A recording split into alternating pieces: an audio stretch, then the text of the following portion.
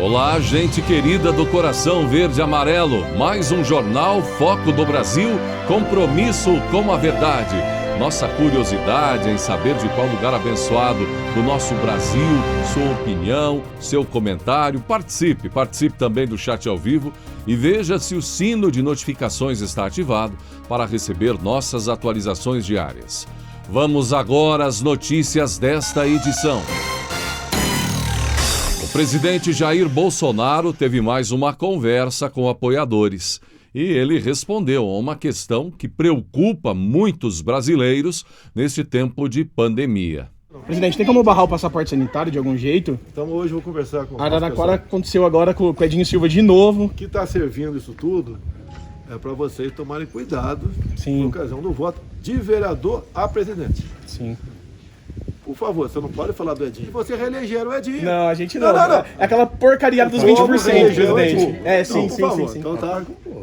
Precisa de um segundo turno em Araraquara, presidente. É difícil um segundo turno. Tem que ter 200 mil habitantes. Então, olha, 200 mil eleitores. Então, olha só, pessoal. Araraquara, nós vimos lá, teve um fato emblemático, uma mulher sendo algemada em praça pública, estava lendo um livro sozinha. Sim. Uma barbaridade. Se não fosse o apoio da CEAGESP, com a Normela Araújo, que muitos lá comeram cão e gato. Teu filho também foi lá. Tá? Inclusive, o prefeito não queria deixar o comboio entrar lá. Entrou. Tava complicado. Agora, reelege o cara. Infelizmente. Olha o Vasco da Gama aqui. O Vasco vai ser campeão da... Eu falei pra ele não vir com essa camisa. E o presidente já deu o que falar com uma cutucada que deu no governador do Maranhão, Flávio Dino. Agora, um brasileiro citou o Maranhão e o presidente lembrou novamente de Flávio Dino. Estamos aqui junto com o presidente. Mandou um recado bom pro Bom Lugar, viu? Pra cidade de Bom Lugar, Maranhão.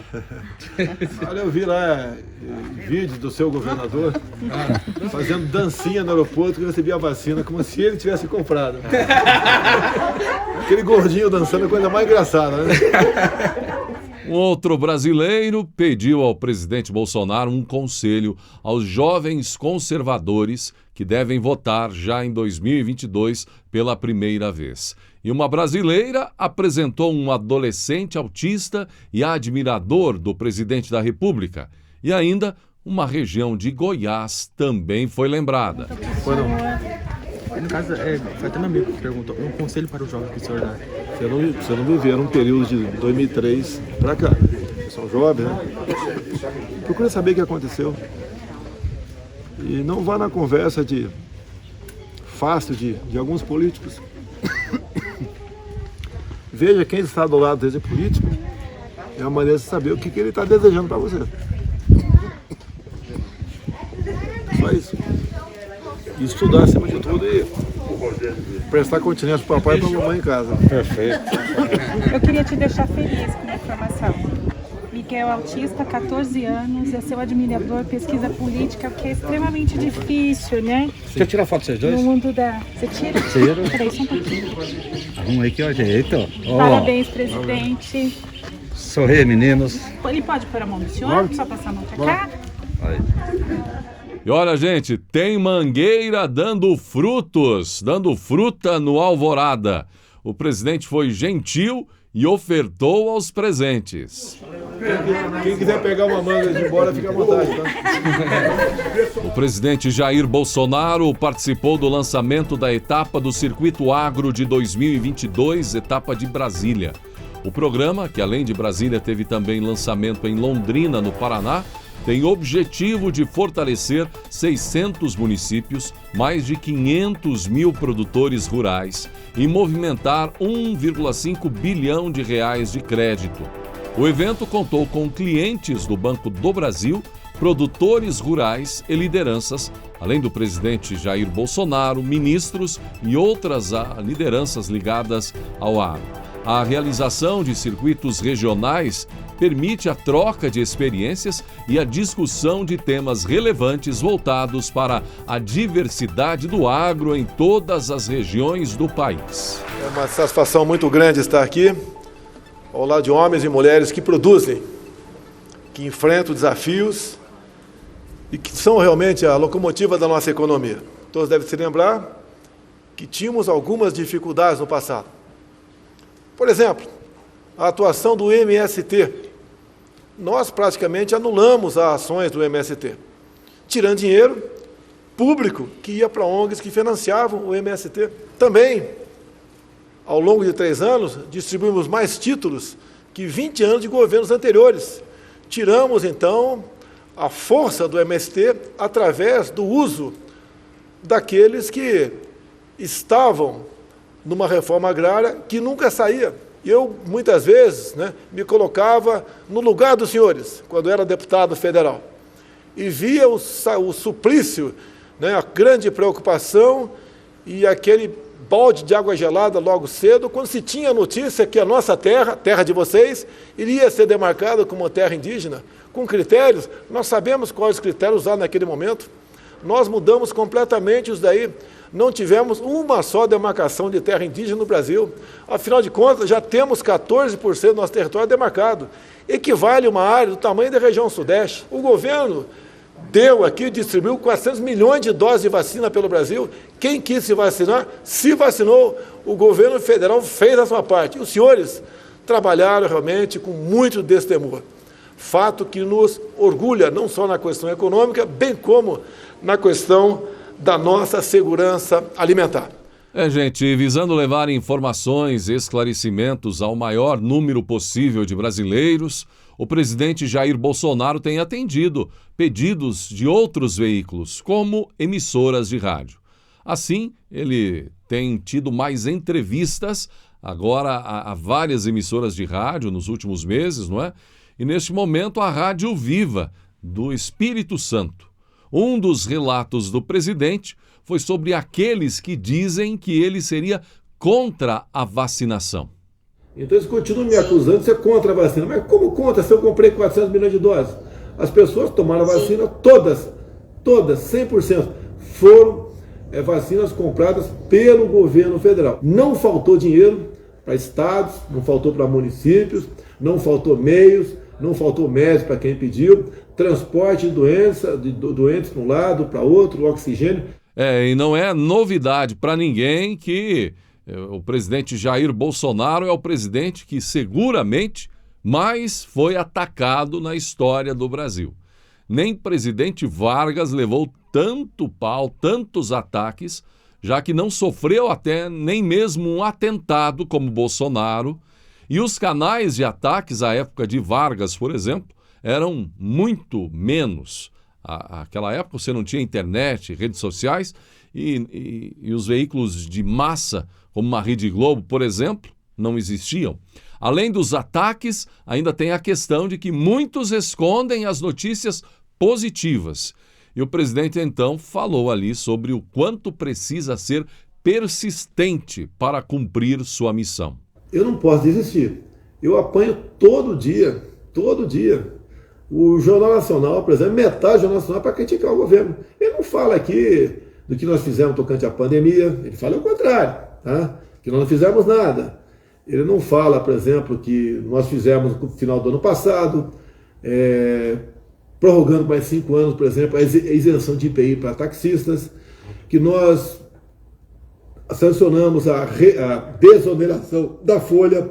17 setores do Brasil vão pagar menos aí da sua folha salarial, que ajuda a manutenção de empregos, entre tantas e tantas outras medidas. Então o que acontece? O que eles fazem? Querem que eu desista.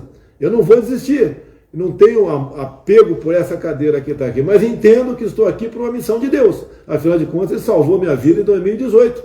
Quando ninguém acreditava, os médicos mesmo não acreditaram, Depois de eu tomar 3 litros de sangue, que eu poderia sobreviver, dada a gravidade da facada que eu sofri. Sobreviver. Uma eleição também que foi praticamente um milagre. A gente não tem quase nada ao nosso lado, a não ser Deus e povo, obviamente. Mas no tocante a partido político, verba, não tínhamos. E o que é mais importante, Laurete, já que você é parlamentar, é você formar o ministério sem interferência política. E sobre os preços dos combustíveis, hein? Ele lembrou do quanto isso ainda é efeito da corrupção na Petrobras em governos passados. Quando se fala em preço de combustível, eu posso falar com mais profundidade, mas superficialmente, só o ano passado a Petrobras pagou 100 bilhões de reais. Foram dívidas, né, que a Petrobras contraiu com obras que não foram realizadas, com roubalheira dentro da Petrobras.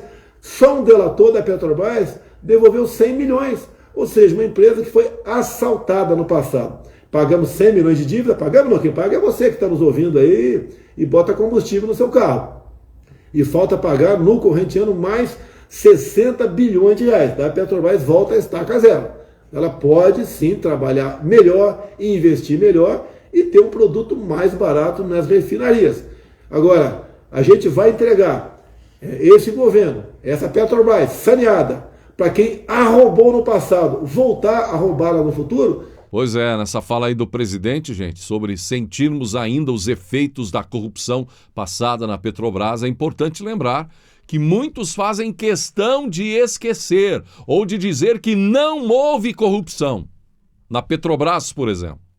Mas além das muitas provas, ainda tivemos a informação recente agora e oficial que a Petrobras acumula já 6,17 bilhões de reais de valor devolvido, de devoluções, em decorrência de acordos de colaboração, leniência, repatriações, renúncias, dinheiro que foi desviado, roubado, mais de 6 bilhões de reais, voltando para a Petrobras, que dirá o valor que nunca vai voltar. Quantos e quantos bilhões?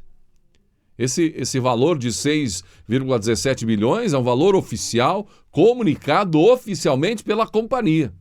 Somente neste ano, mais de 1,2 bilhão de reais foi recuperado pela empresa neste ano que acabou de passar 2021.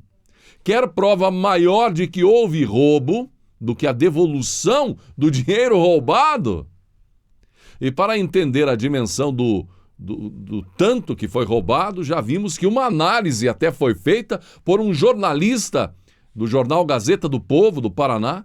Ele chegou à conclusão de que todo o ouro que Portugal levou do Brasil no passado, em valores monetários, não chega ao que foi roubado só na Petrobras. Ou seja, roubo na Petrobras custou mais que o ouro levado por Portugal. Pode isso, gente? Mas é a triste e dura realidade de um passado recente. E você lembra da mãe de Iná? Pois é, a vidente que fez várias previsões, teria até feito a previsão sobre o fim dos mamonas assassinas. Lembra dela? Mãe de Iná já partiu, mas agora eis que surge uma nova versão e veio para apavorar quem? A vida de Lula. Segundo comentários, ela chegou a ficar magoada por não ter sido convidada para participar do jantar entre Lula e Alckmin, por conta de que a cúpula achou que ela poderia fazer previsões ou relembrar o passado, ou seja, de que suas falas poderiam sepultar a aliança entre Lula e o ex-tucano. Eis que agora ela faz uma previsão bombástica que deixou petistas com um peso no estômago. Mãe Dilma, disseram muitos. E olha que ela pode estar certa neste caso, gente. Dilma estaria desconfiada que Geraldo Alckmin não é confiável para ser candidato a vice-presidente na chapa com Lula. E ela teria afirmado isso a partir de sua própria experiência com o seu vice. Dizem que em um recente encontro com o petista, mãe Dilma teria feito uma previsão. Na conversa, segundo até o que apurou, por exemplo, o portal Poder 360, Dilma teria expressado preocupação pelo fato de Alckmin não ter afinidades históricas com o PT. Ao mesmo tempo, Dilma diz que ele seria alguém confiável do sistema, não é? De alguns setores que não são bem vistos pelo PT.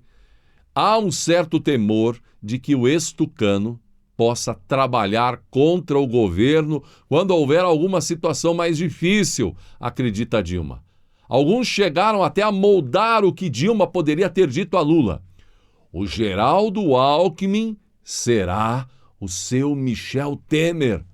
Quando você mais precisar, ele ficará à disposição da oposição para tomar seu lugar, previu Dilma, que lembrou do 31 de agosto de 2016, quando Temer assumiu seu lugar no comando da República. Dizem ainda que ao receber a previsão, Lula lembrou imediatamente de uma fala antiga de Dilma, quando ainda era presidente. Não acho que quem ganhar ou quem perder, nem quem ganhar nem perder, vai ganhar ou perder. Vai todo mundo perder. Tem alguns pontos falando nisso aí, Dilma e PT e Lula, que as ditas pesquisas que dão vitória ao petista não mostram ou ficam escondidos na hora da divulgação. Tem agora repercutindo, gente, o levantamento feito pela empresa de consultoria Quest, que tem soltado algumas pesquisas. Esse levantamento foi feito a pedido de Veja. E os dados mostram 2 pontos interessantes. Um apontou que um tweet do vereador do Rio de Janeiro, Carlos Bolsonaro, sobre a facada no presidente Jair Bolsonaro. E outro ponto sobre a divulgação do próprio PT de uma nota saindo em defesa da ditadura da Nicarágua. Isso fez um estrago, os 2 pontos fizeram um estrago grande, pelo menos nas redes sociais, no partido. De acordo com o levantamento, os 2 pontos foram os que provocaram mais estrago à legenda de Lula no Twitter no final de 2021. E isso teria acendido um forte alerta na legenda, pois os 2 casos colocaram em evidência a rejeição ao PT, o que já foi fartamente identificado, também em pesquisas encomendadas por adversários na disputa pelo Palácio do Planalto em 2022. E isso é uma das expectativas de aliados do próprio presidente Bolsonaro. O sentimento antipetista vai minar a candidatura lulista. A postagem de Carlos Bolsonaro questionou quem mandou matar Jair Bolsonaro. Até hoje, sofre as consequências da facada que levou de antigo filiado do PSOL, braço do PT. Já o outro estrago no PT, veio de uma nota do próprio partido que colocou como grande manifestação popular e democrática a eleição que manteve o ditador Daniel Ortega na presidência da Nicarágua, mesmo com a eleição sendo marcada pela prisão de jornalistas, empresários e opositores, entre eles 7 candidatos, o que salientou que Lula, gente, e a legenda tem a conhecida e velha admiração petista por ditaduras de esquerda. O que mais preocuparia a cúpula do partido é o ressentimento contra o PT. E mais, de que esse ressentimento estaria muito vivo nas ruas. A memória dos escândalos de corrupção envolvendo a compra de votos de parlamentares e desvio de bilhões de reais em estatais ainda estaria bem presente. E também assombra a presença do PT novamente no governo, na mente dos brasileiros. A ideia de que o PT promove ainda a corrupção e o comunismo também, e ainda defende uma agenda contra a família. Em nota enviada à Veja, o PT de Lula afirmou que terá de enfrentar esse preconceito e o que eles chamam de mentiras lançadas contra o partido desde a sua fundação e que todos os esforços estão concentrados na reconstrução do Brasil. Silvio Santos vive momentos de férias em Orlando, nos Estados Unidos, e não poderia ter melhor companhia. Ele esteve acompanhado nos últimos dias de alguns de seus 13 netos. Agora teve até um café temático em sua casa que chamou a atenção, gente. Além dos netos e demais familiares, a presença inusitada de animadores fantasiados de Mickey e Minnie. E eis que Silvio Santos apareceu de pijama ao lado dos personagens e dos netos. O momento repercutiu, foi divulgado, foi parar nas redes sociais, ganhou destaque até na revista Quem. Além de familiares, o genro, o jogador Alexandre Pato, marcou presença. Silvio Santos tem 91 anos de idade, é um dos mais queridos apresentadores, artistas de televisão da história brasileira. Tem 6 filhas, Cíntia, Silvia, Daniela, Patrícia, Rebeca e Renata, 13 netos e 5 bisnetos. E então o momento realmente foi uma festa com seus netos. E por falar em Silvio Santos, sua filha Patrícia Bravanel tem tido a dura missão de substituir o pai no SBT. E ela fez um pronunciamento durante o programa Silvio Santos. Ela negou que o pai tenha se aposentado. E ainda falou da ideia de Silvio Santos retornar agora em 2022 ao seu posto como apresentador oficial do programa Silvio Santos. Ele não se aposentou, está curtindo férias e também a família. Se Deus quiser, ele volta em 2022, destacou Patrícia. Foi Carlos Alberto de Nóbrega, amigo de Silvio Santos, apresentador da Praça é Nossa, quem disse que Silvio Santos poderia estar se aposentando ou já teria se aposentado oficialmente. Nos últimos meses, o Brasil tem perdido muitos nomes conhecidos, famosos. Agora vimos a repercussão da despedida da atriz Françoise Forton. Aos 64 anos, a artista que estava em tratamento contra um câncer deixou o marido, Eduardo Barata, e um filho depois de uma longa batalha de superação. Uma cerimônia de cremação marcou a despedida da atriz no Rio de Janeiro.